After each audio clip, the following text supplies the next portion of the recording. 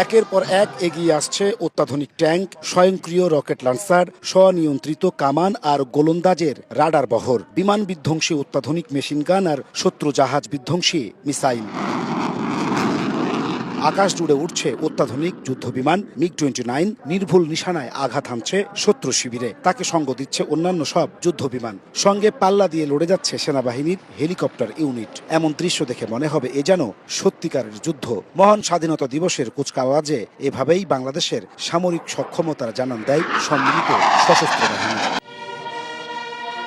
বৃহস্পতিবার সকাল 10টার কিছু আগে জাতীয় প্যারেড স্কয়ারে হাজির হন রাষ্ট্রপতি মোহাম্মদ শাহাবুদ্দিন। এ সময় তাকে স্বাগত জানান প্রধানমন্ত্রী তারেক রহমান। রাষ্ট্রপতির অনুমোদন ক্রমে কুচকাওয়াজের আনুষ্ঠানিকতা শুরু করেন অশ্বারোহী ক্যাপ্টেন। এ সময় রাষ্ট্রপতি পুরো প্যারেড গ্রাউন্ড পরিদর্শন করেন।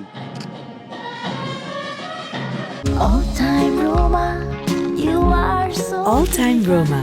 Taste it, love it. এরপর শুরু হয় সম্মিলিত সামরিক বাহিনীর নান্দনিক পরিবেশনা। সেনাবাহিনী, পুলিশ, আনসার সহ বিভিন্ন ইউনিটের সুসজ্জিত দলের পরিবেশনায় তা হয়ে ওঠে উপভোগ্য। এ সময় রাষ্ট্রপতি প্রতিটি ইউনিটের সালাম গ্রহণ করেন। দর্শক সারিতে বর্ণিল এই পরিবেশনা উপভোগ করেন প্রধানমন্ত্রী তারেক রহমান।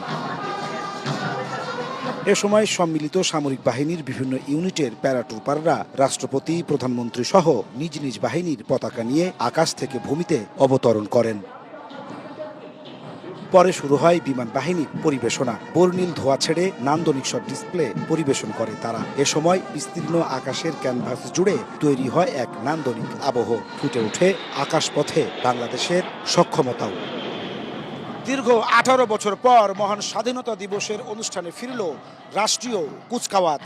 এর মাধ্যমে সশস্ত্র বাহিনী ফুটিয়ে তোলে বাংলাদেশের সামরিক সক্ষমতার, একই সঙ্গে ফুটিয়ে তোলে যে কোনো দুর্যোগ দুর্বিপাকে দেশের পাশে থাকার, দেশকে এগিয়ে রাখার প্রত্যয়। নাজমুস সালেহী, সময় সংবাদ, ঢাকা।